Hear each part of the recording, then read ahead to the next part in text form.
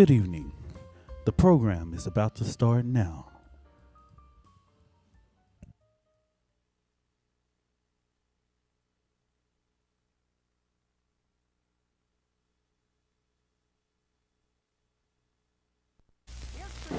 In a world where the truth is often filtered through the lens of those in power.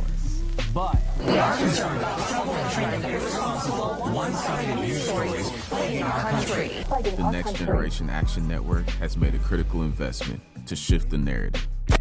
We've built a digital platform designed not just to inform, but to inspire, mobilize, and empower. For too long, mass media has failed our communities, controlled by the same forces that oppress us. That's why NGAN is creating and delivering content directly to the people.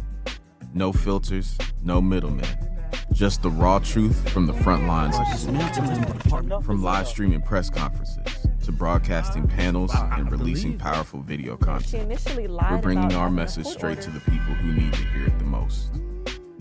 This platform is more than just a tool. It's how we document history in real time and how we tell our stories with our voices and how we reclaim the narrative. But we can't do this alone. We need your continued support to grow this platform and to keep the movement alive online and in the streets. This is NGAN Digital. This is People Power in Action. Share, subscribe, stay informed, stay engaged. Because this revolution will be televised.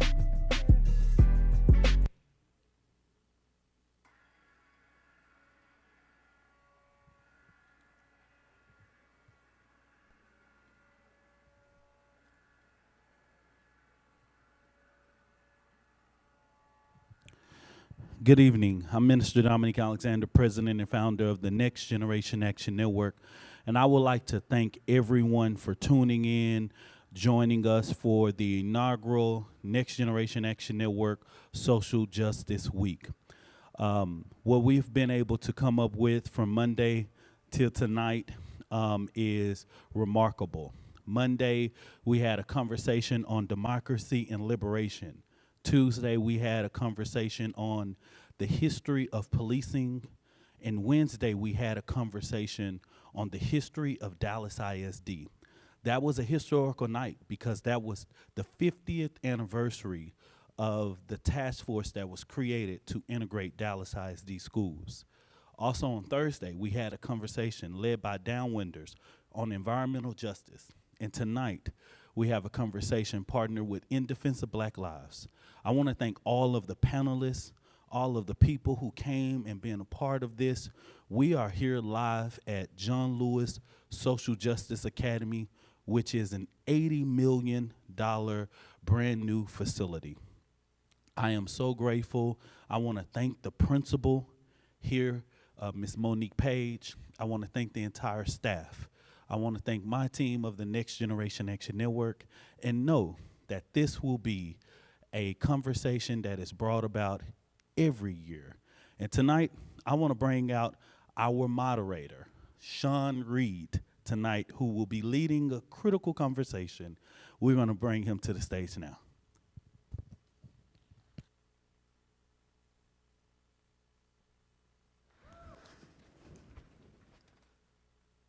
Appreciate you. Test, test.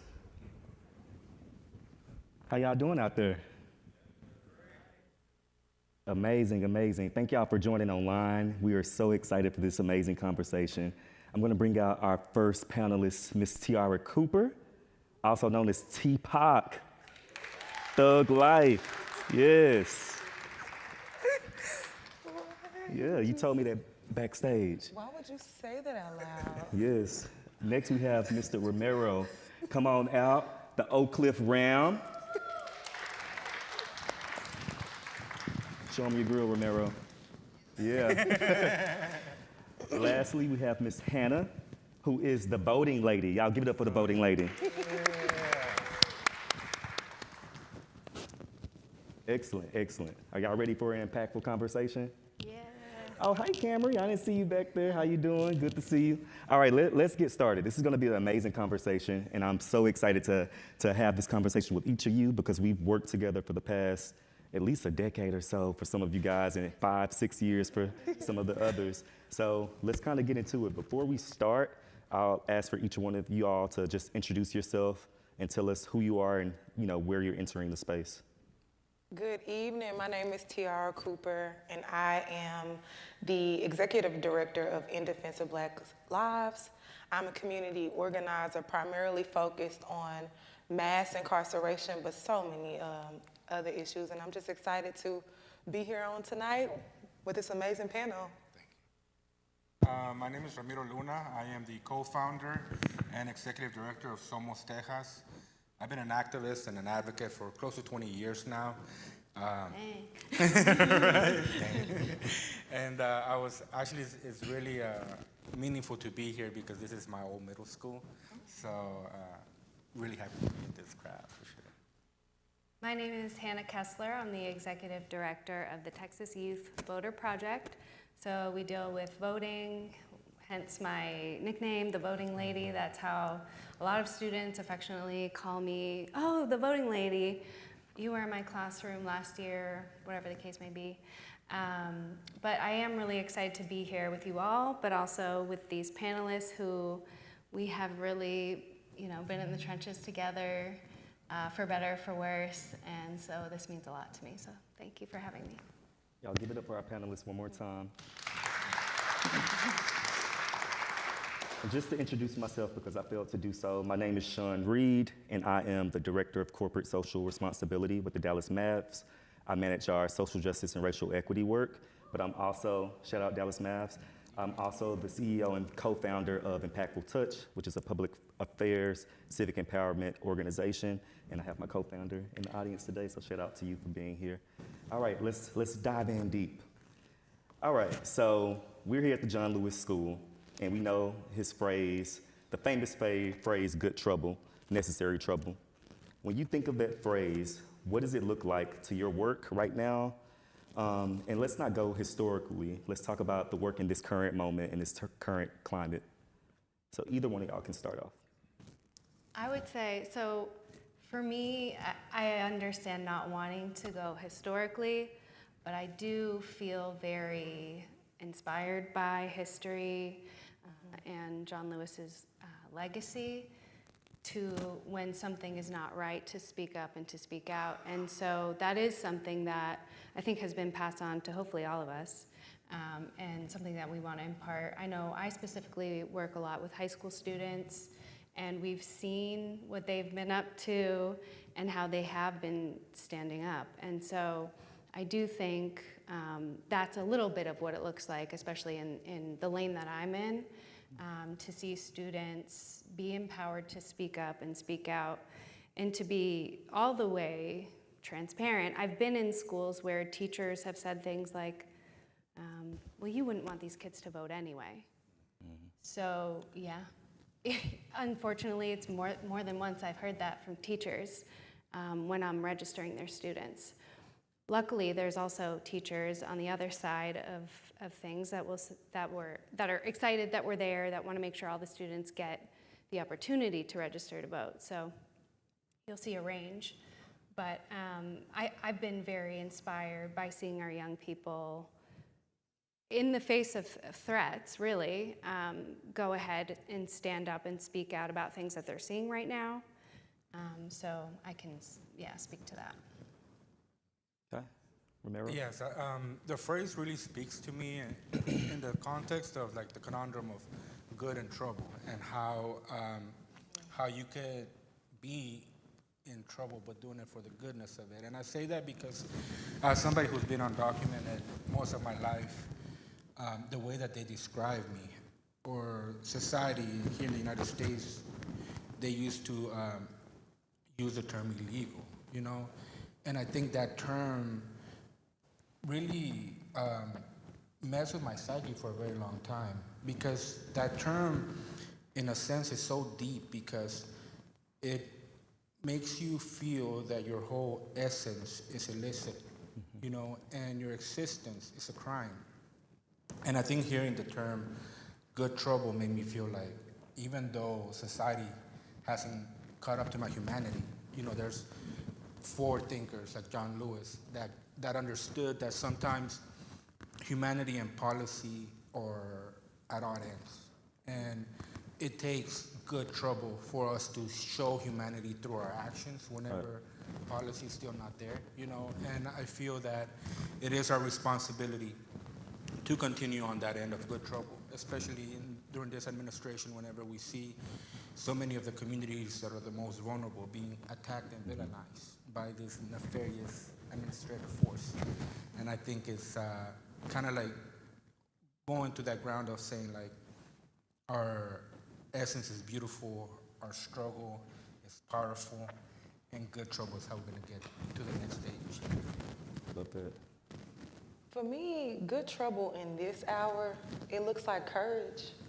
It looks like the young folks and how they have been uprising and saying, get ICE out. We don't want this, right? Good trouble is resistance. At a time where authoritarianism is at its peak. And authoritarianism oftentimes requires for us to not only suffer, but suffer in silence and ignore the suffering of those around us. It requires for us to be comfortable within that and to act as though we are not impacted in the ways in which we are. And so it demands courage. And I love that the quote is like, not only good trouble, necessary trouble. Like, trouble is necessary. Right. And I also think that's a disclaimer that if you're going to get in this work, this justice work, it does come with some trouble. Like, it's not easy. And there are days that it's hard for me to sleep. It's days where I worry for my children. It's days where I don't know I don't know if what I'm doing is worth it. Will it amount to anything? No. But any day is a good day to fight for justice. Any day is a good day to defend your neighbors.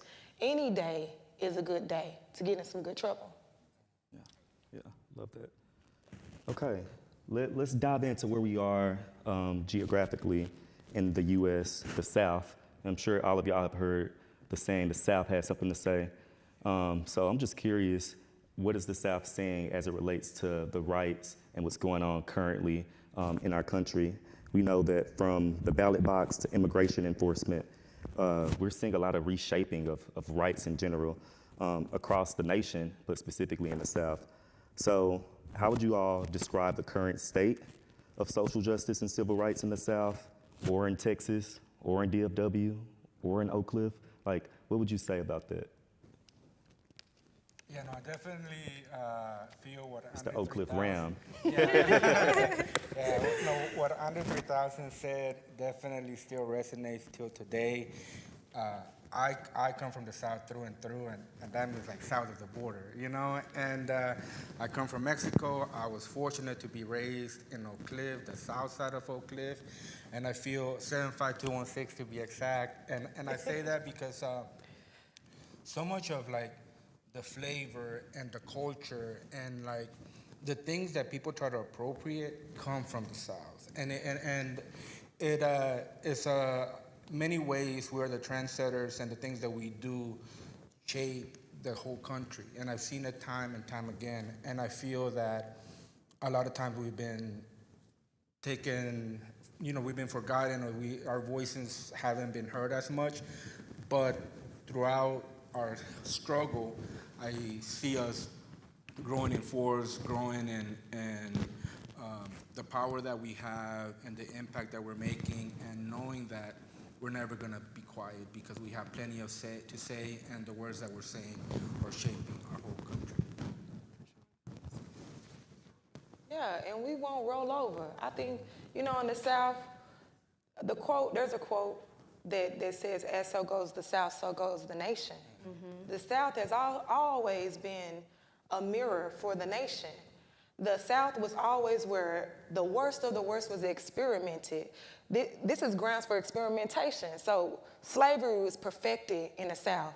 Mass incarceration perfected in the South.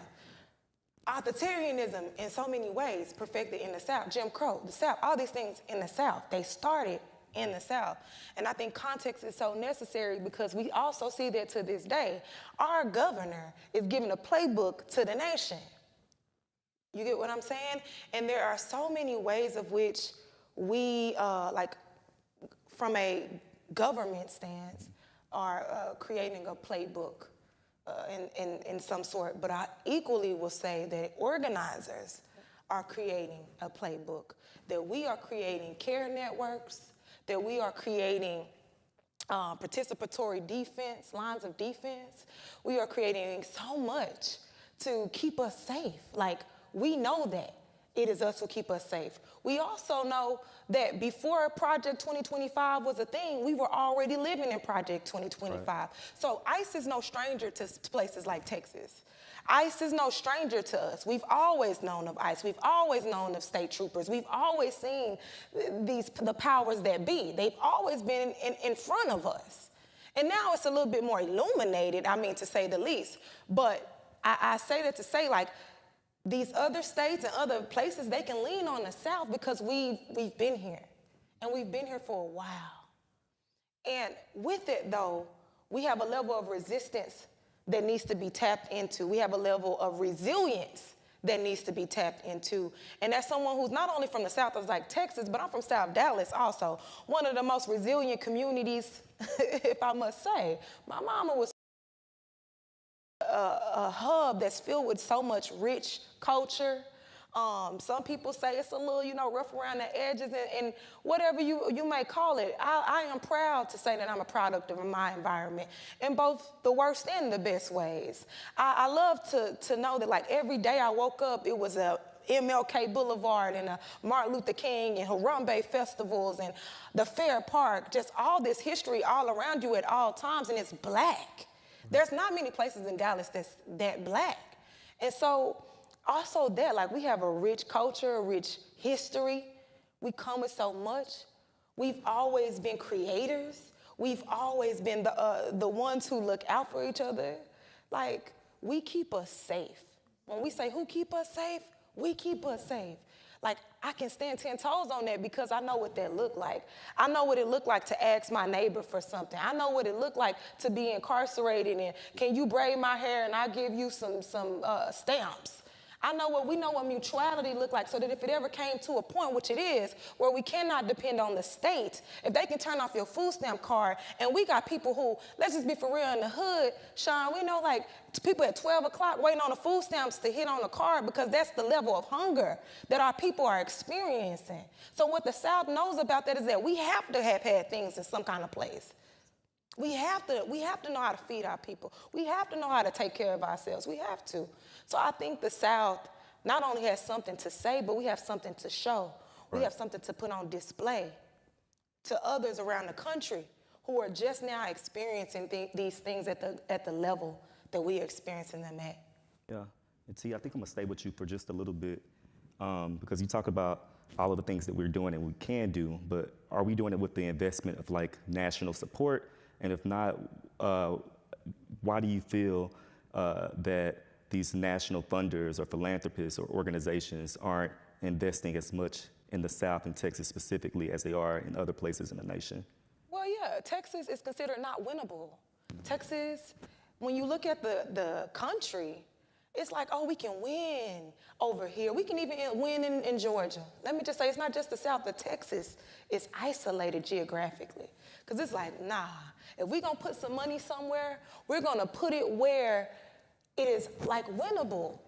And the thing is this, I always tell funders this, don't give me no money unless you can confirm to me that you will consistently pour into Texas. Texas requires deep investment, not no quick run up and run back. We're going to watch and see what you do in a couple days. You can't hover over us because these conditions were not created overnight. And I'm clear on that.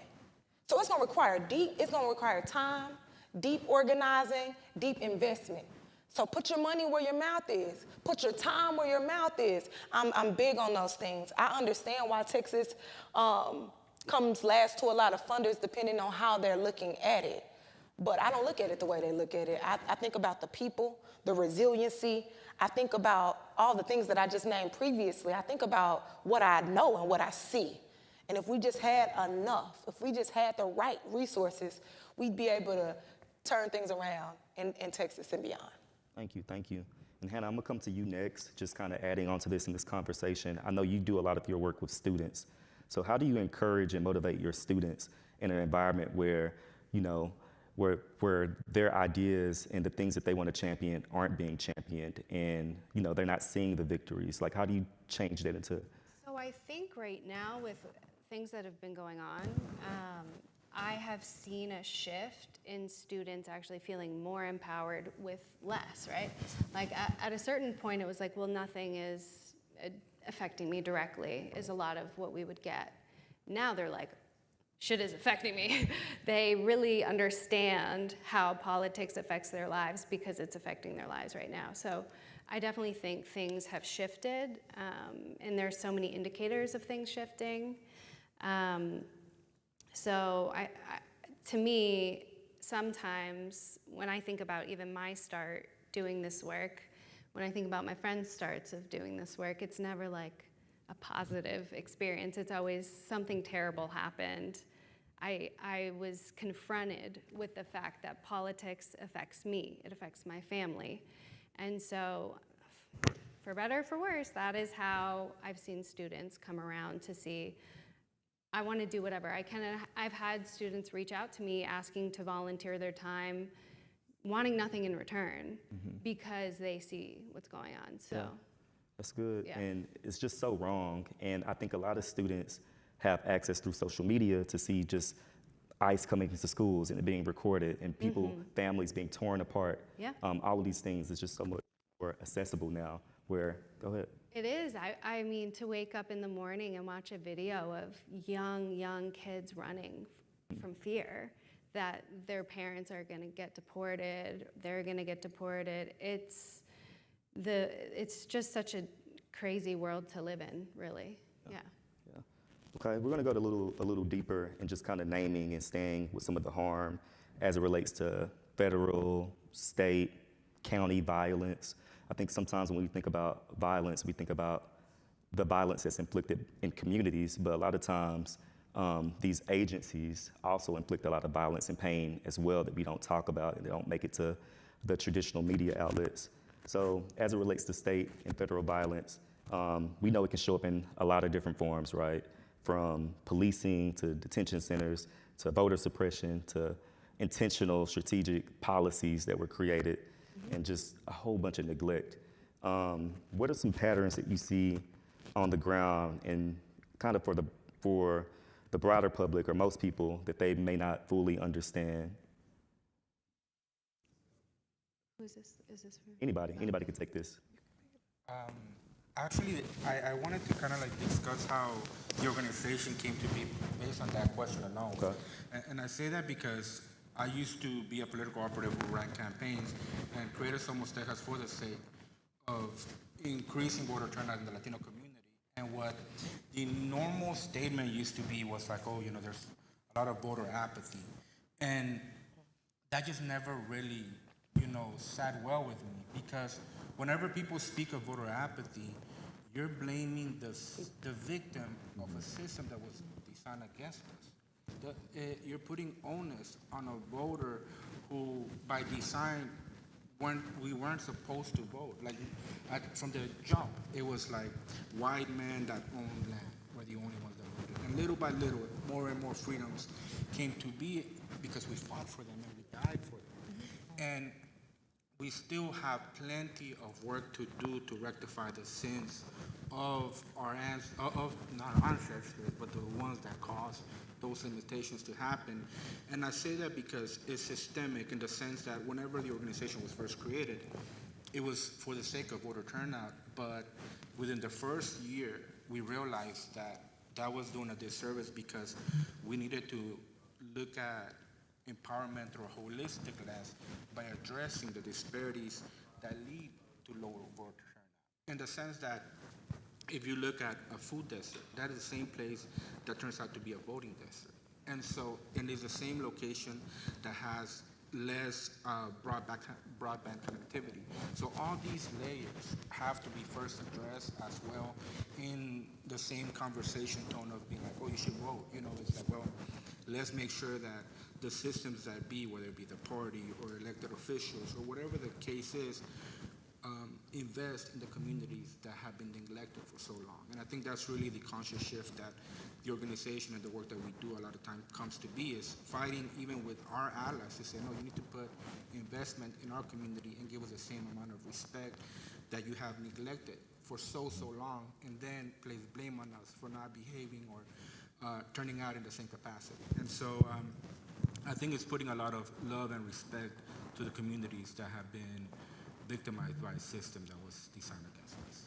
And would you say that more people are connecting these layers and these issues to like harm and federal harm, state harm, and things of that nature now? Yeah, very much so. I think they are starting to realize just how much power they have, not to be products of their environment, but also produce their environment based on the actions that they're taking. And I am loving seeing, just as Hannah mentioned, like so much activism, that just a surge of that has happened in the last, few years, especially in this administration. I think it's sad to see that there's been so much pain, but sometimes, Hannah and I talk about this a lot, about how the work that we do in many ways is alchemy, because we transform that pain into those elements of hope, and a lot of times in the same breath as alchemy, you have to sacrifice something of equal or greater value, and I think that sacrifice comes from the struggle that we are.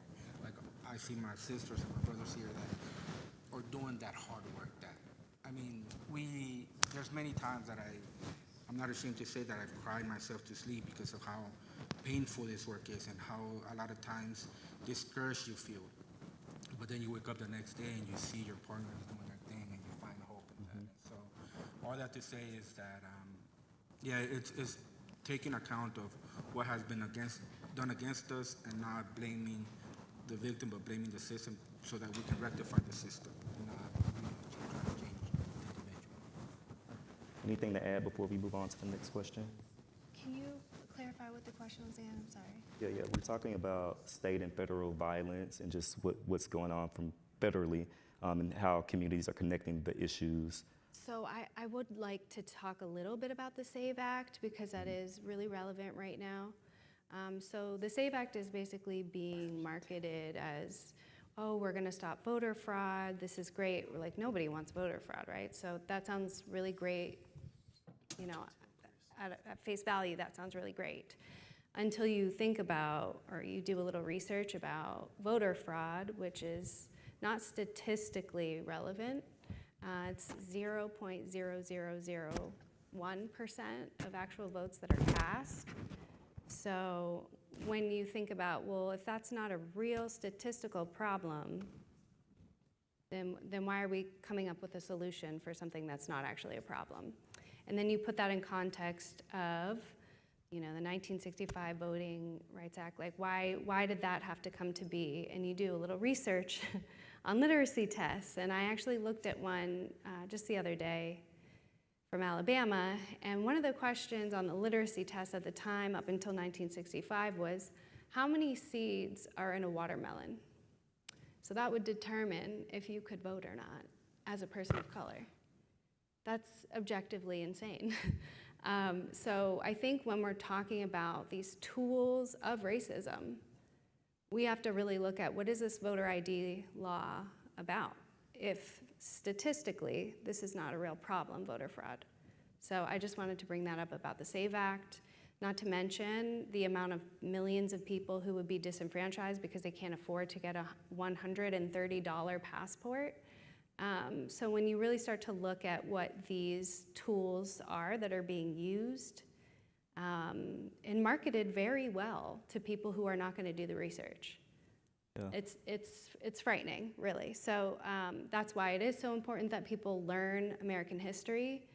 We need to make sure, whether it's at home, at school, community centers, people are learning real history, because the blueprint is there. What's going on right now, the blueprint is there. And so the SAVE Act is something they're going to keep trying to pass. They passed in the House, now they're trying to pass in the Senate.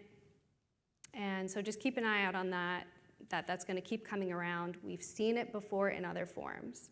This is all about recognizing patterns. So that's all I really wanted to say. Oh, that's good, and it kind of leads us directly into the next question. We're going to pass this mic to Romero. Yeah, no worries. All right. Hello. Good? Good. Yeah. All right, cool. So the next question is Hannah kind of teed us up perfectly, because we're really talking about news media and the narratives that are shaped by news media. And you used the word marketing and marketed a lot. And a lot of times, elected officials have some of that influence, but also the news media controls a lot of narratives as well. And sometimes in those narratives, they distort or minimize the realities of kind of what's going on, particularly against Black and brown and immigrant communities. So what do you guys do as organizers and leaders to kind of treat and remedy some of the dis and misinformation from news media? T, you should take it first. I'm sorry, could you repeat? Or Romero, either one of y'all. I can go ahead and take it. Yeah, narratives from news media. Test out this mic. Now that we can hear you, yeah, you got it. Let me repeat the question. Oh, yeah. So we're talking about dominant news media narratives and how they distort and minimize the realities and against Black and brown and immigrant communities. So what role do y'all play as community organizers, community leaders to remedy some of that mis and disinformation? Yeah. Or what strategies can we play? One, I'm an alarmist. I just think I need to just name it at the gate. I am an alarmist, meaning I'm always like, hey, this thing is happening. It's it's fake news. So I just reverse what they be doing. They call everything fake news when it's truth, and it's just being able to call those things out. It's important to cultivate a spirit of truth telling and be a truth teller. And so for me, it's just like I move in that same spirit in anything and everything that I do. Also, it's just like important to defend dissent at a time like this where they're snatching up journalists and locking them up for telling the truth. Like, we say truth to power, but truth to power costs. It costs every time I'm out here on the platform. It costs when we at these rallies protesting. It costs to tell the truth. It's dangerous. That's another part of this good trouble, necessary trouble. Having a dream will get you martyred in the United States of America. And so it's necessary that, for one, the risk and the dangers, but for me, it's like, but you got to do it anyway. So yeah, truth telling and storytelling is so critical and vital. I use methods like social media, but really it's knowing your neighbors. It's having moments like this where we're at a town hall. It's using all the different mediums that we have. I mean, op-eds even. I do a lot of work around the death penalty here, not only in Texas, but throughout the country. And there's always like a dominant narrative, right, that we have to combat. And humanize. Like, I think the media is a great tool to humanize ourselves and humanize others. Like, the media is always going to make everything sound, the wrong kind of media, are going to try to make things sound way worse than what they really are going to try to dehumanize every individual. They're going to try to make, us divided versus united. And create these themes that make us fight up against each other versus saying, your fight is my fight. You are my brother. You are my sister. And so that's part of the work. A huge part of the work is going out, especially now. For example, with everything that's going on with immigration, you get a lot of Black people saying, that ain't our fight. That ain't our, even with the elections, Black women, we can lay down. No, we can't. We can't lay down. We can't take no nap. We can't. We can't afford to do that. Because the reality is this, even if there were true, which it is not, because immigration is a Black issue. Right. Immigration is a Black issue also. And so it's necessary, for one, that we know that immigration throughout the diaspora is there, it's present. We got people coming from all over. And then, so that myth needs to be dispelled. But then— We'll talk about that next. We're going to get into narrative. that conversation as well. Narrative and in general, I just think it's critical that we have these narratives, like I said, dispelled on site, because it's like, no, that is false. This is not just a them thing. This is a us thing. I've heard that so many times of different people who said, you know, I did my part by voting, and now this is not my issue to fight. But we'll dive into that in our next question. So same question about media. And also I wanted to ask y'all, who are some trusted media sources or outlets or folks in the news that you guys follow, trusted figures? And T, you can come back and answer that when they get done as well. For me, the story of self had been such a powerful weapon to advocate for our people, especially because, again, just from how they villainize our identity and how they use this term that's derogatory to describe our presence. And it's not on, and whenever you think about the power and where it comes from this oligarchy. And they're the ones that control the media. Mm-hmm. And whenever I think about how are we going to overcome that, is to me the only way to defeat the oligarchy is through community. Mm-hmm. And community, we know the real from the fake. Like if we talk to enough of our people, we know that the stuff that they're trying to feed us is complete crap. It's a facade. Yeah, the fact, right? Like the fact that they're making diversity, equity, and inclusion like a bad word. Like we can no longer, you know, even for a nonprofit, we had to start changing though. And I was like, what the hell? Like, how is diversity, equity, and inclusion something not to be proud of? Right. And when the ceasefire also become a bad word, like we started talking about ceasefire through our nonprofit and the hate that we got in return, and I was like, you mean to say that we want to stop the fire in Palestine and a free Palestine, and that is something to be seen as a negative? And that's whenever you realize whatever they're feeding us is not the truth, and the only ones that are going to be able, or the best way to combat that is through our community and by sharing our stories. And that's how we build power from generations ago, you know, by us being able to share our story, to be able to find hope and truth within community. For me, it's been very difficult to try to find like a reliable source. Typically, I look for like outside entities, Al Jazeera, BBC, the ones that are able to see it from a outside perspective, because a lot of times what I hear is just a lot of rhetoric running through the rumor mill. And you know, even from our side, people aren't as vocal as being bold in their messaging, and I don't. That's something that I don't subscribe to. You know, I want to make sure that we know that we can be bold with what we want and not have to follow the line of the media to say this is the, right. You know, follow marching orders per se. Yeah. I think that people power is definitely more powerful than media power any day. And we can't lose the plot and narrative of having in-person conversations with people about what's going on. And when we hear things that are wrong, we got to correct it right then and there, because that's how the telephone game happens, and it just continues to spread. So I think you're 100% right. And did you have a person that you go to for your trusted news, Romero? Who? You said can't trust nobody, huh? Got it. I trust my neighbors, you know. Like. All right, Hannah, did you want to add anything? Yeah, I wanted to talk a little bit about Reverend Jesse Jackson, the I Am Somebody, and I think we need more of that. I think we need to be bold in our humanity, all of us. To me, that transcends hate, and I think the Super Bowl was a great example of that as well, where when the messaging is about whatever your culture is, whatever traditions you have, be proud of who you are. To me, that is very powerful. Being empowered is powerful. And so I think that was a really good example. And it was kind of crazy to see people that are politically all over the spectrum go, I loved it, you know, and that's also how powerful joy can be. And so to me, that was really a good highlight of what we need more of. I think we need more pride in our histories, in our cultures, and being able to showcase that, and also have our joy be showcased. I think that's super important, and our humanity. And I think that is ultimately what connects us in this world we've been living in, with algorithms that push out more of whatever you're doing.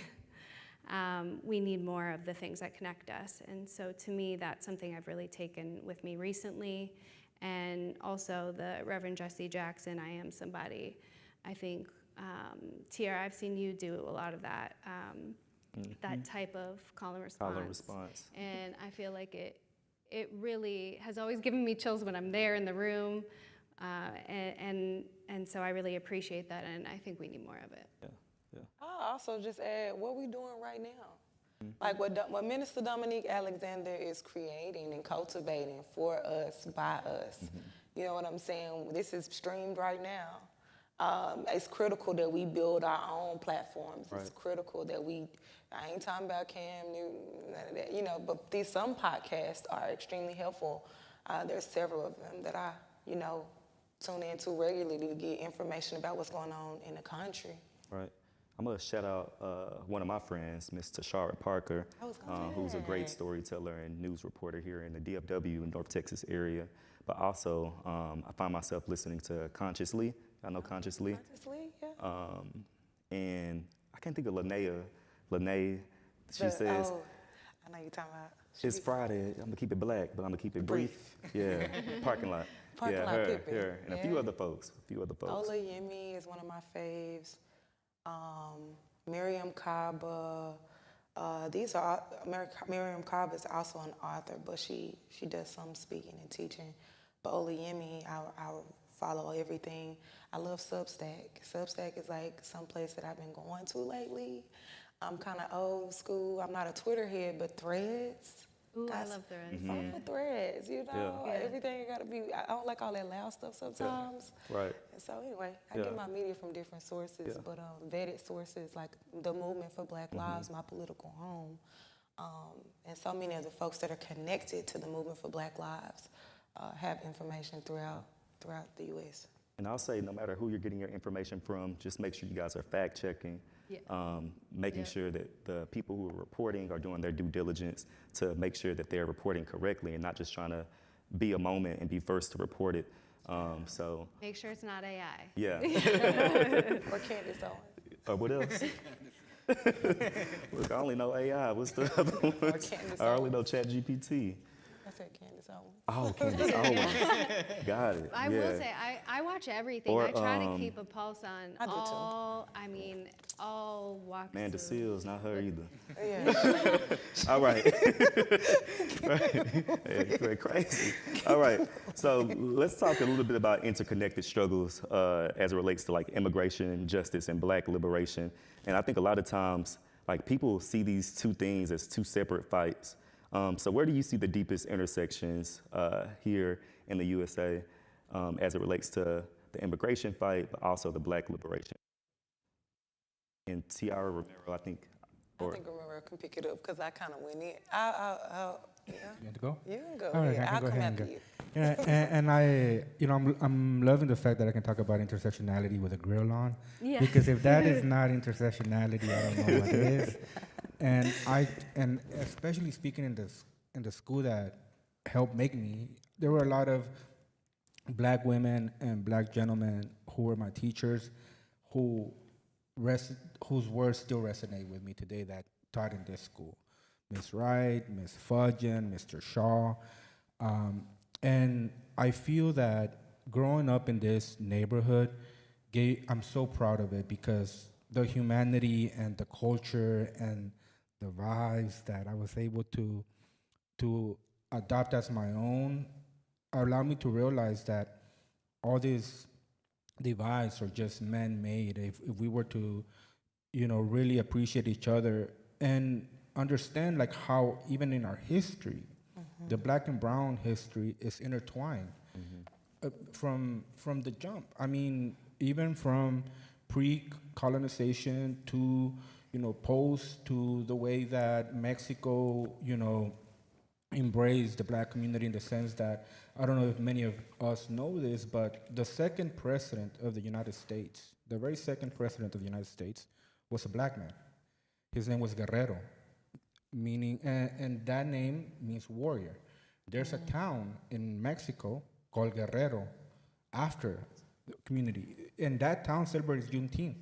And I say that because whenever I look back at our history, so rich in growth that happened through mutual respect. And I feel that how we're gonna overcome this opposing nefarious power that comes against us, that tries to divide us, is by relying on who we are in our humanity, in our culture, where we come from, our history, and it's always been intertwined. Most of the things that we consider Mexican are not really, they're from Africa. Like if I think about, for example, Jamaica and horchata, which is like our drinks. Like if you ever go to a place to get, tacos, they're gonna ask you, you want Jamaica or horchata? Those are two drinks from Africa, and so many things that we think came from a unique culture, it really was a combination from the jump. And I think now we're just continuing that legacy. And the only way that we will continue it is by our unity. You just taught me something. I had no idea. I just had that drink last night from El Polo Regio. Yeah. So Pollo Regio, that's from my hometown. Mm-hmm, that's it. That's it. All right, T. I can go on in this area for a bit because growing up, I felt so connected to the Latino culture. Growing up in South Dallas, but I also was raised a bit in Pleasant Grove, and like, we all one, you know what I'm saying? We have a common struggle, we have common joy. I love Selena, I got a mean washing machine on me, and so with that though, I grew up around that culture, their culture, our culture. I can recall though, when things got serious for me, when I began to really see the common themes, would be like when I first began canvassing, had to been in 2017, 2018, somewhere around there. I was canvassing with a young lady who ended up becoming one of my best friends. Her name is Adriana. Adriana, if you're watching, girl, hey. This is for you. Adriana would take me to my, not my court dates, but probation, parole. I had to get my papers signed on. And she would take me there while I was still on my papers. Around that same time, her husband was deported. He was sent to Juarez, Mexico. And I remember when we would canvass, I would ride in her car, we would go knock our doors together, talk the whole time, and we would cry. She would cry all the time because she was fighting to get her husband back. And it was almost like we walked through that process together. Like I'm figuring out my freedom, my liberation, because I'm formerly incarcerated, but you're fighting to get your husband back home, your child's father back home, and that struggle that was there. And I also had a baby daddy who was locked up. And so it was just like, we dealing with the same system. Like it might be called immigration, and this one might be called the correctional facility, but it's very similar what we're struggling through. And like I said, we will pray together, cry together. She taught me how to read the Bible. Very impactful woman in my life. And I just saw it up close. Something about proximity illuminated those things for me. I think when folks are distant, you can't see the intersections as clearly. Right. And it feels almost like they're two different systems when they are not.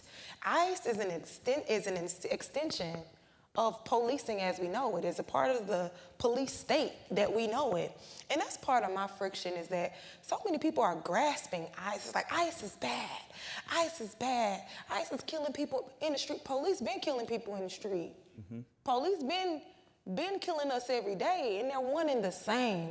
So that's not me trying to divide the fight and the struggle against ICE, because we very well need to abolish ICE, and police need to be brought in too, so we can have a real crucial conversation about the police state of which we have been on, the level of oppression that we have been on. They've been had their foot on our neck. And that needs to be named and articulated, because for some reason this division that folks are trying to, like, cognitive dissonance is at its peak. Like, I can see ICE, but I can't see the police. Like, something about that don't sit with me well. And being, like I said, in that experience that I went through with her, that she went through with me, we became family. We became family. And that reminds me of the words of Cesar Chavez and the struggle that he had around the labor movement. The people united will never be defeated. and why they came up with that, and why they knew it required all of us to get free. Until all of us are free, none of us are free, and that still stands. It requires solidarity. Like, for me to be free requires for you to be free. And that's just what it's always going to be. Unless you want to be an exile somewhere, your family's still in places that are, you know. Anyway, I can go on and on about this solidarity movement. Yeah, let's go deeper on solidarity, because that was my next question. And really, I wanted to touch on anti-Blackness and anti-immigrant policies and systems, and really just how they reinforce each other. But you kind of hit on that, yeah. But let's talk about solidarity. What does that really look like in practice in our communities? I wanted to touch on, bringing it back to Reverend Jesse Jackson, first touching on Fred Hampton and the Young Lords, the solidarity there, and then carrying it on with Reverend Jesse Jackson and the Rainbow Coalition. That is something that when we look at the blueprint that I keep talking about patterns, and having a blueprint to work with, anytime we've really accomplished anything has been when all of these people come together from different backgrounds and in understanding that all of our liberation is tied together. And so I do think working from that structure, it's funny, we planned this party at the polls that we're gonna have tomorrow, so everybody's invited to party with us. It'll be 3 to 7 at Martin Weiss. But when we were planning having this party, we were like, we really want the vibe to be Black and brown. We want to make sure that that is where we're providing an opportunity to come and vote and have a great time. And so I think a lot of the frameworks that we work with in all of our work, respectively, it has to be through that lens. It should be through that lens. It has to be through that lens, especially if we all have the same goal in mind. So I do think that framework has been established for a long time. It has proven time and time again that that's how you actually get anything done. But more than anything, it's a pleasure. I mean, being able to learn, right, about different cultures and see the beauty in different cultures is really a pleasure in life. So that's kind of how I see it. Yeah. I think before I go to voting rights and a few more democracy questions, I have one final question on like safety and accountability. And I heard T say this in a few of her speaking engagements. She say not just in defense of Black lives, but in care of Black lives. Like, what does that actually mean? And if we centered care and community accountability, what does safety look like when it's not rooted in traditional policing and punishment and exclusion? Because I don't think people can visualize it because this is all they know. So can you explain kind of what all of it looks like in theory? Paint the picture for the people. Ooh, okay. In care of Black lives was just birth. I think one day me speaking, I'm like, we're always in defense. We're always on the front line. But we cannot do this work without care. Mm-hmm. And it became like clear and evident that we needed to center care and ground ourselves in care if we were going to fight for the long haul. And what that looks like as it relates to safety and public safety is, for one, we got to dispel a lot of myths around safety. People, when we talk, I'm an abolitionist. I think I should have named that when I came in. So I definitely want to erase the police state in all of its ways, because I think there's a false sense of safety. I believe in that. I believe that the prison industrial complex does not do what a lot of people believe that it does, meaning you can go to prison today. It does not offer accountability. It does offer punishment, but it does not offer accountability.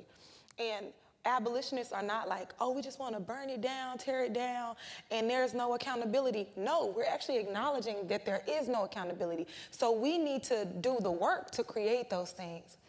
I'm framing this conversation around abolition because you can't get to the care without knowing the model and the framework around abolition. When we talk about public safety, it requires us to acknowledge if we're already safe. It requires us to acknowledge that, for one, police respond to crime. They don't prevent crime. They don't prevent crime. We prevent crime. the work that we do prevents crime. Right. Meals, feeding people needs, prevents crime. Meeting people's everyday needs prevents crime. I don't only know these things in theory, but in practice. When I was locked up, I would listen to a lot of women's stories. And a lot of them, not all of them, were rooted in lack of resource or lack of mental health care. If you deal with those two things, you will have barely a handful of people in those prisons, in those jails. So that's the thing. You see a criminalization on poverty, a criminalization on mental health. And so when I think of care, it's those things. It's let's provide the meals. Let's provide the things that got YNs going crazy. Let's do the things that we need to do to make sure our people are good. Good paying and jobs. Then give them the stimulus check again. Give them something, right? It's like fuel the economy. When folks feel safe when their needs are met. And that is inclusive of mental health care. I believe if we work from there, we have a far less amount of people, as far as like from a jail population stance, within our jails and within our prisons, or even just getting into trouble. Care. That's what care is. We're not only in defense of Black lives, but we are in care of Black lives. And I felt the need to put that in our blueprint and who we are, because not only is that for other people, but that's for me also. I got a little selfish with that. Like, we gotta care for us, we gotta water us, we gotta fuel us. We gotta take care of us, period. And I care for them. We care for each other. We have a lot of fun. We experience joy. So that's another thing too. Like, it just sometimes it's like, oh, we have a charismatics practice. Yeah. Sometimes it's like we're doing yoga in the park. But sometimes it's like we just finna go play bowling. We finna do some spades. We finna do some real blackity black just stuff. We just finna have fun, because that is caring for our people too. I wanted to just mention, because you're wearing a Tupac sweatshirt, when you were talking about when you were talking about what is it? There's a war on drugs. What is it? Hold on. Instead of war on poverty, there's a war on drugs, so the police can bother me. Yeah. As soon as you were talking about that, I was like, the Tupac stood out. Yeah. I love that you brought up Tupac, though, because my grounding song, if anybody notice about me, is Thug's Mansion by Tupac. And Tupac, he paints this picture for the people who don't know. I can't do that right now. He talks about, I'm tired of getting shot at, tired of getting chased by the police and arrested. We need a spot where we can kick it, a spot where we belong that's just for us. And that takes me to a place where I can imagine and envision a world without police. I can imagine and envision a world where we are safe, where we ain't got people bothering us. It smell like weed and ain't nobody messing with us. I know what it smell like. I know what it look like. I know what it feel like. It's in my body. That's what liberation and care feels like for me. Like, it's not this concept that people always, no, you got to weaken the carceral state to get there. It's not going to be an overnight thing, but it requires care. And I don't think people want to care for one another. That's the deeper question. Yeah, I think you're right. And speaking of Tupac, like, and this is way off, Tupac, my bad, T.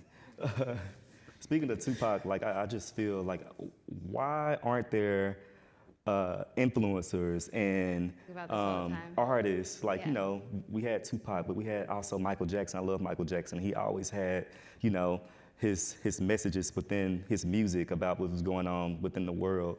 So why are we not seeing more people in today's hip-hop culture or music culture addressing social issues? What do you think? Tupac's and the one mom. who is, she did it the wrong way. I ain't gonna talk about her. I just got upset. I just got upset. Almost took me there. Tupac's mom was a Black Panther, and I think that definitely informed the way he thought, the way his lyrics hit people. But I mean, I think we have a Kendrick Lamar. Yeah, I was gonna say Bunny, Kendrick Lamar. Yeah, even a Bad Bunny. You gotta look up the lyrics if you only speak English. But I do think even like a J. Cole. But I would say Tupac is Tupac because, I mean, a poet, a politician, all the things in one. So Can't be compared to this Yeah, generation. Got it. it's hard to compare. Yeah, got it. Okay, Hannah, I'm gonna come back to you and we're gonna switch lanes as we close up a few other questions about voting rights and democracy. And Hannah or Romero, actually, before we get to this question, we just talked a lot about ICE and federal state violence as it relates to policing. How are y'all using this moment? Because y'all work directly with students, right? How are you using this moment that has been created to fuel them to the ballot box and make sure that they're, not only protesting and walking out, but those who are eligible to vote are getting excited about voting and encouraging their friends and peers to vote as well? What does that look like for y'all? For me, it goes into shifting the consciousness beyond seeing this pain point as a moment, but realizing the momentum that needs to be created to overcome and change the whole structure. And I say that because, God willing, in a few years, there will be no longer Trump. But the injustice is going to remain. Be no longer what? Trump is no longer going to be in office. Yeah. God willing. Like, that's where we're pushing for, or that's what could happen. And injustice is not going to eradicate. There's still going to be need for people to continue to fight for whatever the power that be. The need for us to show our humanity in such a bold way to push forward for immigration reform. I like I said, I started this fight right after high school. Right after high school, I realized that I didn't have the same opportunities to go to college. I couldn't get a license. I couldn't get a job. And I remember we were trying to fight for the DREAM Act, and it took us years to receive deferred action.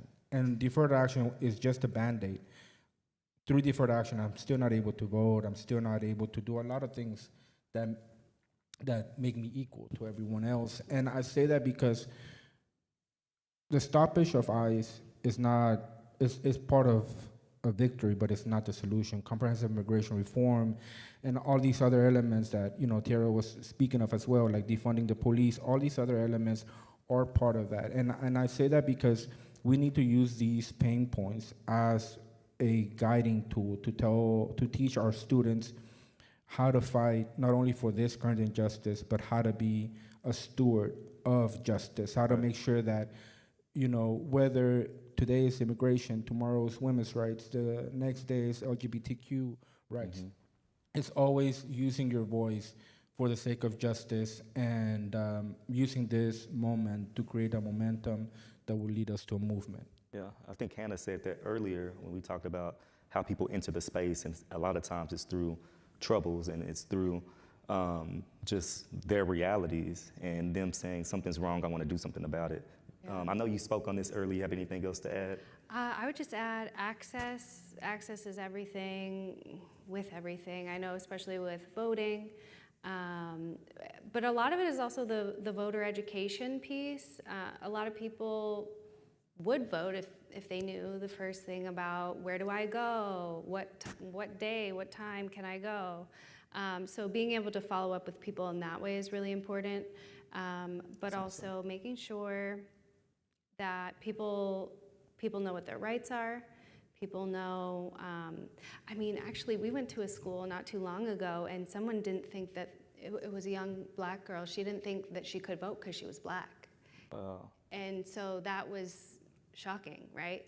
But people, unless like at home, let's say their parents are like big voting people, a lot of people have just no access to voting. So, and this happens not even just with young people in the community, people that might have had a felony at some point but are off of papers might not know that they could have their voting rights reinstated. So a lot of it is just the educational piece. So if anybody's looking to get involved, you can always register voters. You can always help with voter education because there is a huge gap between people in the polls. And so that is the biggest thing, I think, is access to voter registration, access to voter education in my lane, yeah. I'd also just add like this sentiment of powerlessness. When I was with Hannah at the schools, you just see it, you hear it a lot in the conversation. It's a lot of myths that need to be dispelled. That like, yeah, ain't they controlling the machines and that, you know, all these theories that are out there, right? And the young folks, they're like, yeah, why would I? But some of it is like very valid. Some of their questions and concerns are extremely valid. And I think they are educated. Like the voter base, the young voter base, they know what they want. They know what they want to see. And they don't believe that the vote is the system or the metric to get there. Right. So I oftentimes say, you know, vote and, because voting is one way that we can materialize certain conditions. I think us as a people, but especially our young folks, have been brought into this thing that we all probably were brought in, is that like, oh, voting changes everything. No. Voting changes some things, and I think we have to be, and I'm going to state this every time I can, because we must be brutally honest with what voting can and cannot do. Also, the powers that be, the branches of government, you got folks who look, when you knocking on doors, will be like, yeah, because the president, and we talking about a local office, or it's something that a local office handles versus a federal at a federal level. So it goes back to that educational piece where it's like, do some political education and guidance while you're doing a thing. And lastly, our young folks the parties feel like they are entitled to our young folks. Yeah. There's a level of entitlement there, and I feel that the young folks are saying, no, meet us where we are. Meet us at our issues. Like I said, young voters are not ignorant. They know what they care about. Right. Meet us at Palestine. Meet us at the issue and the margins of immigration. Meet us at where we are. Y'all want to tell us this lesser of two evils, and we're not going for it no more. Like, these crucial conversations need to be had, and our young folks are saying, no, y'all got to come on with it. And I don't belong to no party. I belong to the people. Right. And ain't nothing wrong with that. That entitlement has to, we're approaching a time where none of that entitlement is going to matter anymore. Because people feel the conditions.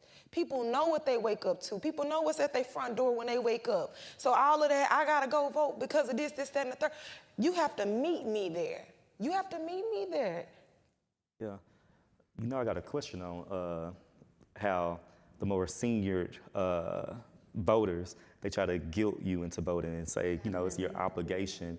And they really don't uplift, you know, the issues that the people want to hear as it relates to voting. But before I get there, Hannah, I'm gonna come back to you because I read this on y'all's website, the Texas Youth Voter Project. It talked about making voting a celebration, which I was like, it definitely should be.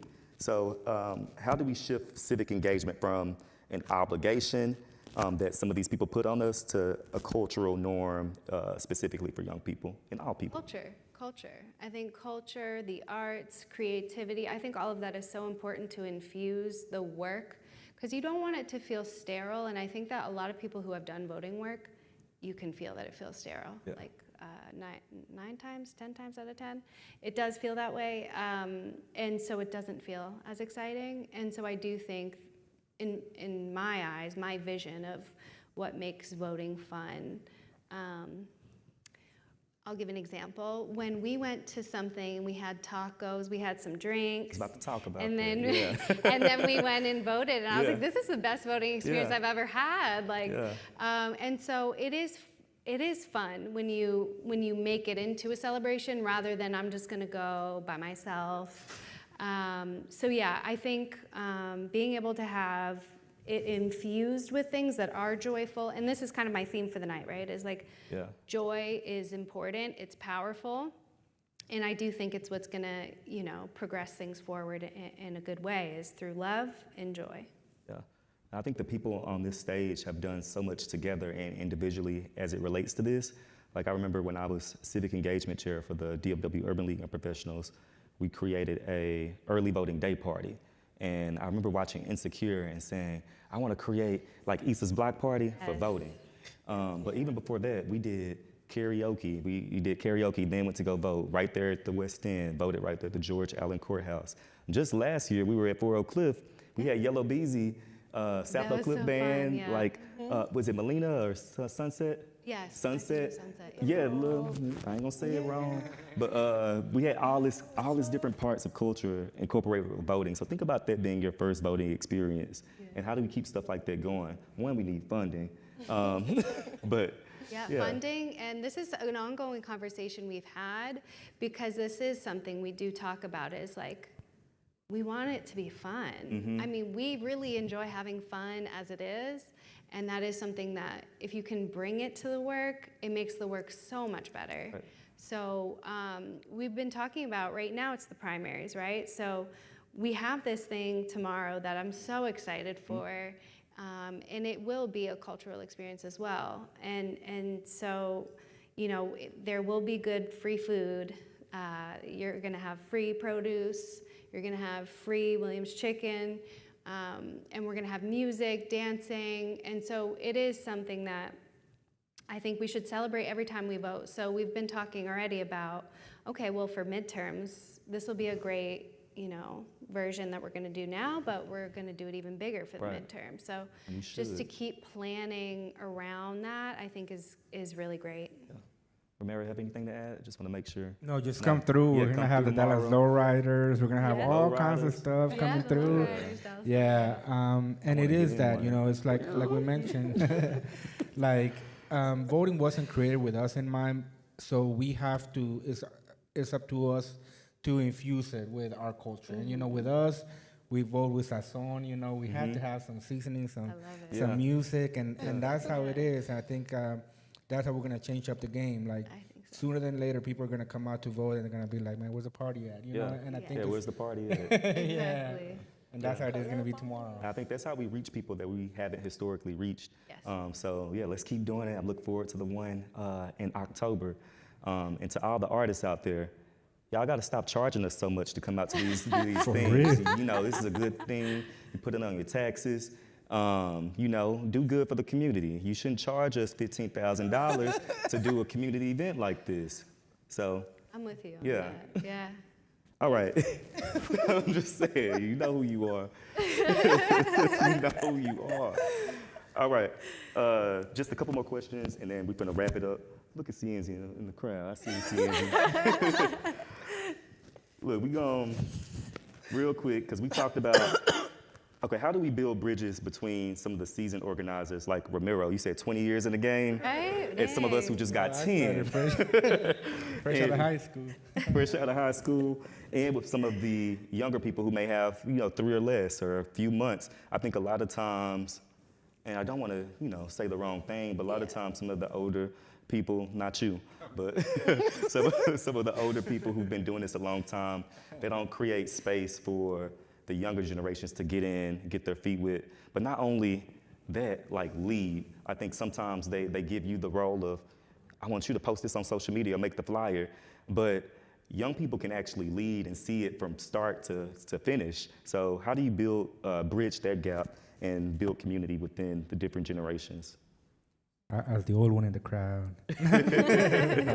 No, honestly, I'm very deliberate in how I think of the younger generation, especially because coming up in this space, I remember how difficult it was for me to be noticed, to be taken seriously. There were so many of my elders who just kind of pushed me to the side, and I never wanted to continue that type of trajectory. And I feel that one of the biggest lessons that I've learned over the last few years has been grace. I think grace is such an important word to have, like grace within your colleagues, grace internally, because we're going against a system. And whenever we go against the system, it's sometimes gonna be messy. It's not always gonna be the way that you envision it.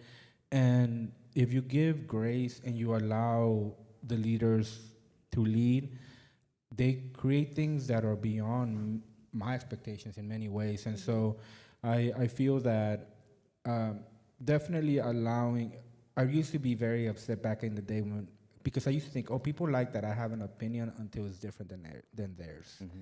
And I feel that I've realized that, yes, allowing different opinions and different groups to continue to move autonomously without us trying to say you have to do it this way or that way, because their lived experience is much different than ours, and it is a reflection of how they're fighting for their struggle and their liberties based on what they've experienced. So Yeah, and let me add this. I'll just use what they say, moderator's privilege, because this came to me as you were talking. I think that sometimes some of the more seasoned organizers, they have some unfortunate insecurities, and they feel like that their work can be overridden or replaced. And there's no space for insecurity, like in this community, in this civic electoral work. Like if you've been in the game for 20, 30 years, if somebody came in, there's no way that this person's gonna overdo everything that you did in 1 year, and your legacy is gonna be erased. And if anything is gonna be built on that, like it's gonna be a continuation of what the legacy that you started. And I think a lot of people, unfortunately, feel threatened by young people. So I don't know, that's something they gotta take up with themselves and professionals and the one above, but I just wanted to name that as well. I think too, there's really an ecosystem, a beautiful ecosystem that we have in this civic space and just this organizing space where we all really bring different things to the table. And so if you think through that lens and you can really see how to connect the different pieces that we're bringing to the table, we're able to have a lot more impact. And so I think that's been a really great way that I know a lot of us see things in that way, so that you don't have the ego situations going on, and including with the young people who are coming up, they can do the TikToks because they know how to make them. I'm a millennial, I don't know what I'm doing. So it is nice when they are bringing things to the table that, skills that I don't have. It's a natural skill set. And it's very valuable. And so to make sure that they understand how valuable what they're bringing to the table is, and then of course if there's any skill sets that us millennials have to offer them, to of course be open with that as well. But I do think as young people come in, they have more that we're not able to do, and it's great to welcome that with open arms. And I have seen firsthand organizations that didn't do that, and it's very apparent, right? Because then they age out and are no longer relevant. And so it would benefit everybody to be very open for whatever skills people are bringing to the table, young folks are bringing to the table, to definitely value that and utilize it, really. Yeah. I would just bring it back to basic organizing principles. Like as an organizer, you are taught to have one-to-ones, and within those one-to-ones, identify self-interest. Like, and when you give roles, they should be connected to that said individual's self-interest. Like, you're not just giving out, any type of roles, but it should and ought to be connected to self-interest. I named that framework because within that, there is a ladder of engagement. There should be a ladder of development, of development along the way. With our young folks, for one, there's no social change movement that existed that was successful without young folks, that wasn't grounded in young folks and student-led movements that have been successful in this country. I would also just name Ella Baker. Ella Baker tells us and teaches us that a portion of this mandate of organizing is to work our way out of a job. She says that our job is to work our way out of a job. And if we do our job well enough, organizing young folks, if we do our job well enough, abolishing the death penalty, there will be nothing to organize. So we ought to be seeing ourselves every day getting closer and closer to working our ways out of job. And if you had that theory of change in mind and in heart, you wouldn't be so married to some of those things that you were naming. People feel threatened. I don't understand why. Young folks, they have always expanded me. They trust me. They had me like, dang, I was that limited in my belief. I'm thinking that linear, that black and white, I'm getting old. Like, I got them freaking out. They're like, yeah, we actually have I'm like, no, it has to look like this. Or, especially when it comes to power dynamics, they're like, no, we have a flat leadership in this coalition. I'm like, what does that look like in practice? And and there's roles, but they look different. And the landscape is flat versus a hierarchy. And I'm like, I'm learning so much in real time that from the young folks. Because they're figuring out how to deal with our shit. things that were handed to us, the way we've dealt with things, they figured it out. And so we need to follow the young folks, pour into the young folks, and invest in them. And when I say invest, I mean invest. I would also say, disclaimer, not all young folks got the best motives nor intentions. So that's people. Right. That's just people. Young folks is in that too. So vetted young Everyone folks. needs to be vetted. Vetted. This work trained, is supposed to be protected. rigor. There's a level Yes. of rigor required to do this work. And so I feel the need to name that too, because you get a lot of folks, so these young folks, they want to come in and earn $90K their first day, and I need 10 days off the first. That's not how this movement works. So we got to keep it a band too. This requires struggle. Be prepared to struggle and struggle principally. Like that is required in this movement. Rigor, study, all it's a requirement. And before I ever got paid, I did it for free. Right. And so, if you're not willing to do it for free, you don't need to be up on this. I'm sorry, you don't. Yeah. If you're not willing to bleed for it, I'm sorry. And that's why our elders, they freak out because, voting was their thing. They had dogs up to their kneecaps for voting. This is real. This is real. So, young folks, we need y'all, but we need y'all coming correct too. Let me say, because people looking like probably online, like, I thought these were the young folks. No, it's not us. We're not the young folks. These needs are. Look, Let's not age ourselves. I'm just saying, we're not the young folks. Even when we were here Monday, somebody said, it's y'all, and it's not us. It's people who are in their 20s, people who are 18, people who are 17, who need to be given a chance and an opportunity. We all in our 30s. Romero's 40 what? Dominique 57. Like we're the old people now. And the one thing I'm gonna say before I go to the final question, I see him there. I ain't called out his age. Now he coming to cut us off. Is one, be in alignment. Like that alignment is gonna keep you grounded like every time, but also the alignment, but the progression also motivates you. Not just the progression of your personal development, but the progression of how your work has moved the needle. So just remember that. I think we have to go to questions for the audience, but as we close here, what advice would you give to people as they're feeling overwhelmed in today's society and in this civic space, or they're asking themselves the question, where do I go from here? Where do I start? What advice would y'all give to the audience and the people who are listening online? I would say just be curious. I would say lead with curiosity, and just show up. I think a lot of the work we do is just showing up and then seeing how you could fill the gaps, and using your skill set the best ways that you can to be helpful. I think that's a great place to start, is like knowing your skill set, right? Knowing what you have to offer, or you could figure it out along the way. I'm really happy that we use the term joy often in this conversation, because internally within the structure of our organization, that was one of our mantras, that in this space, joy is going to be part of the revolution and rest is part of the resistance. And I say that because that's not always how I used to live my life, because this work is very heavy, and a lot of times there's a lot of heavy emotions that come with it, and we need leaders to stay the long course, and we need leaders to be healthy, to have balance and centeredness, because it's difficult out there. And so relying on those two elements to get us through these difficult times. And again, the only way that we'll defeat the oligarchy that is through community and just relying on each other. Yeah. See? We who believe in freedom cannot rest.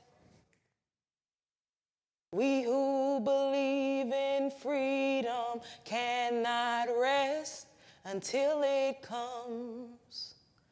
Until the killing of black men, black mothers' sons, is as important as the killing of white men, white mothers' sons. We who believe in freedom cannot rest. We who believe in and freedom cannot rest until it comes. That would be my closing words. We who believe, we cannot rest. In the words of Ella Baker, until our blood means the same as their blood, we cannot rest.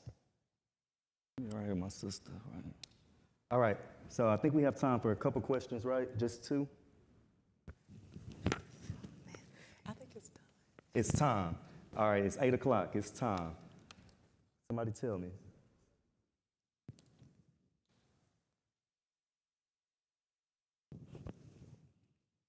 Yancy had a question? Who's the question? This young brother got a question in the back, too, with the orange. He said, The youth, right? Give it that's to the my youth. nephew. Oh, That's how you lead, Yancy. my question is, how kids my age can like stand up for the community and like help Black lives? Yeah, that's a good question. I want to give a little clap for that. Hey! You just did it. You just did it. This is exactly how you get involved. That was beautiful. Just keep showing up, keep asking questions, and keep standing up, speaking out. Keep leaning into the arts, Keist. Keep, using different methods, not just speaking out, singing, praying, all these different things that you already do. It already lives in you, Keist, and, showing up, study.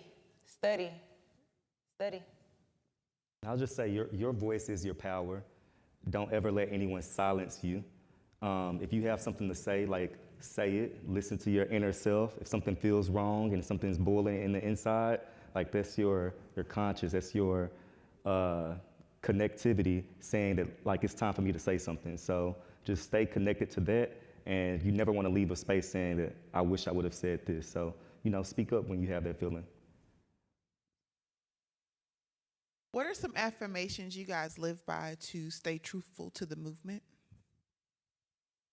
Repeat after me. Power, Power, power, power, transformation, transformation, transformation, transformation, and miracles. and miracles. I want it. I want it. I need it. I need it. I gotta have it. I gotta have it. Power, Power, power, power, transformation, transformation, transformation, transformation, and miracles. and miracles. I want it. I want it. I need it.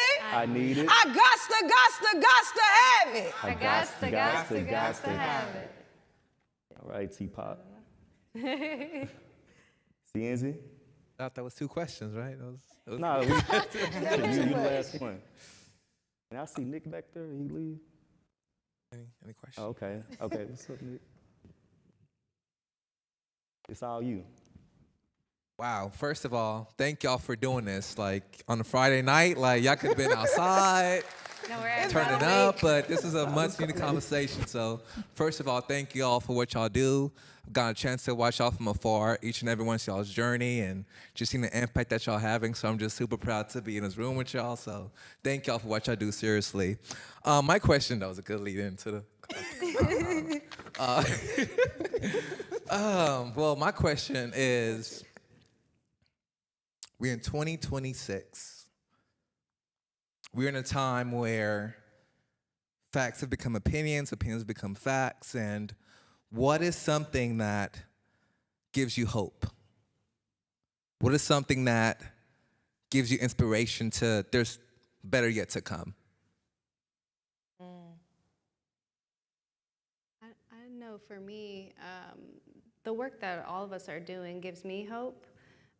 Being able to be in community with other organizers is something that continues to give me hope. Seeing volunteers volunteer their time not getting paid to do work that's really important gives me hope. Seeing the students stand up for what is right, that gives me hope. So to me, I think we're very lucky in a lot of respects, one of which is we get to have a lot of hope compared to people who are just watching the news, right? Mm-hmm. And so, yeah, I think we tend to be more inspired than just people who are not necessarily in this space.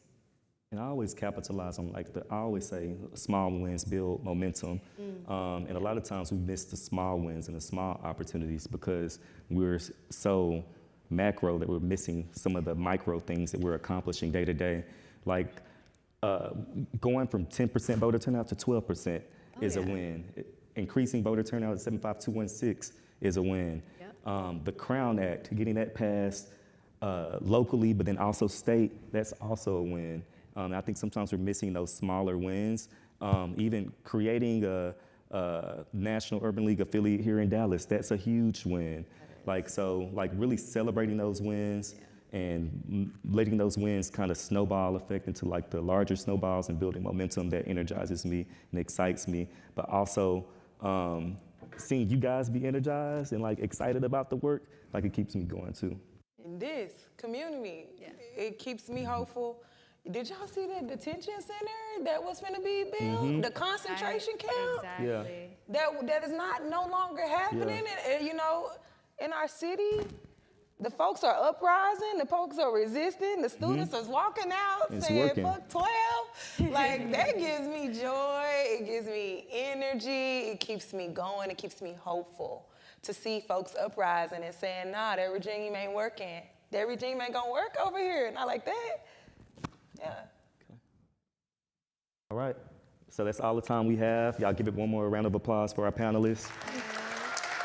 Thank you so much. Thank you to the Next Generation Action Network for this opportunity. We hope that y'all follow on social media and follow each of our panelists on social media as well. We'll be around for 5 to 10 minutes to talk to y'all afterwards. Have a good night. Good night. That was so good.